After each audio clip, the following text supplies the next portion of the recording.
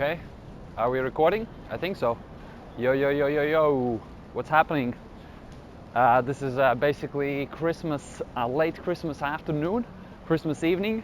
But instead of having Christmas trees all around me, I have palm trees, as you can see. Yeah, and I have some bit of rain coming on me, and I have this nice skyline just going on right here.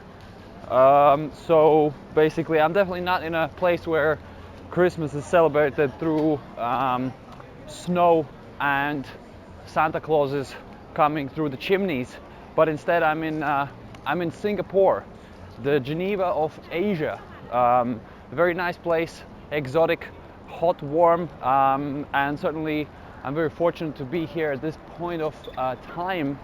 But the video is not about how great Singapore is. You can come and check it out yourself. The video is really about, I suppose, a reflection and a wish for all of us for the next year. And basically it's around the topic of, you can call it suffering.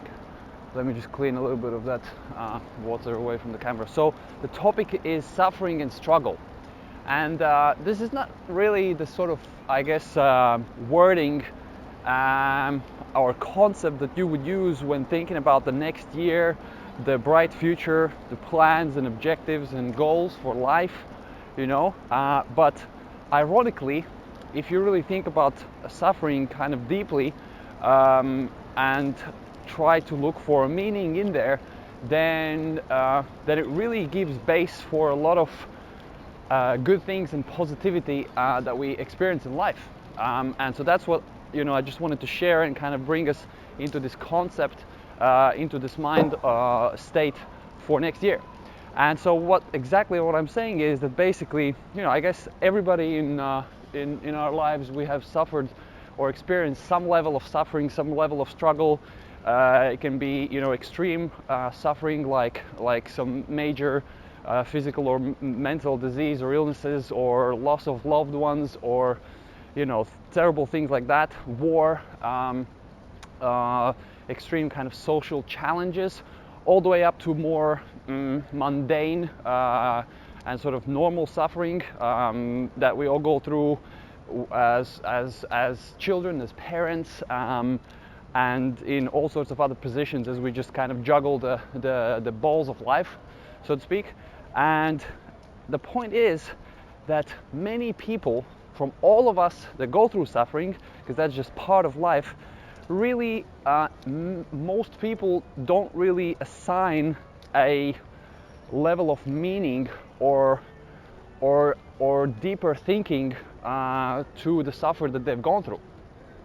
And this is pretty interesting, and even far less people can draw something positive and use their suffering and struggles as a basis for, you know, growth and creativity and energy for life going forward. And so this is something that I wanted to kind of like touch upon and say that if you really think about the suffering that you've gone through, and I'm thinking about my life and struggles and hardships and so on, and I've had plenty. Most of those, I think, in my case, were self-inflicted because of my insane drive and hunger to be number one, in order to prove that I'm worthy and that I'm good enough. That has put me in positions where I've created a lot of situations and you know, goals and objectives for myself where I've failed to reach them, and I've put a lot of pressure on myself continuously and suffered you know, and succeeded eventually. And it's interesting that once I've gone through this kind of stuff and I think about it, then I really understand that there's a bigger element to this whole suffering thing, in that, you know, there's people that, and this is probably the most common major positive element and factor that you can bring out from experience of suffering and struggle, is that once you go through it, and you experience it and you face it, and you don't want, you don't make it, just better than it is, or kind of like sort of try to avoid suffering, but you just face it and you kind of go through it, then what happens is that people hopefully see that, and especially if you share your experience of going through some kind of suffering, and then people see it, and that serves as a big inspiration, maybe source of strength, maybe just source of some kind of experience for people to relate to that go through similar shit, and that's hugely empowering. That alone should be a very big source of meaning for people as they go through some sort of levels of suffering.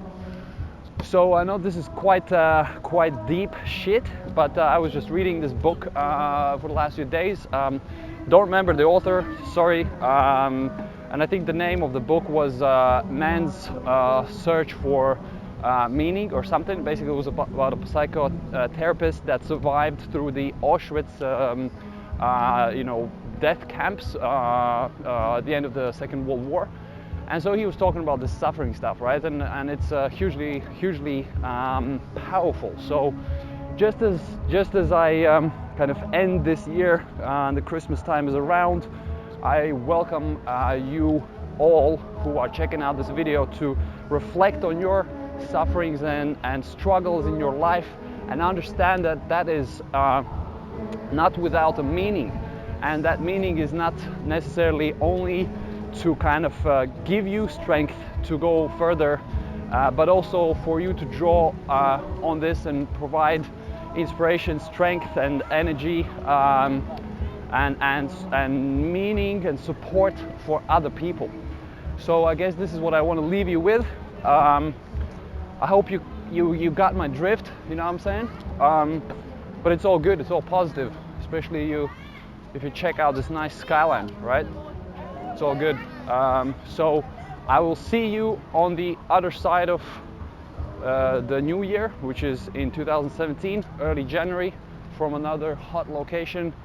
But for now, just take it easy and enjoy. Peace out.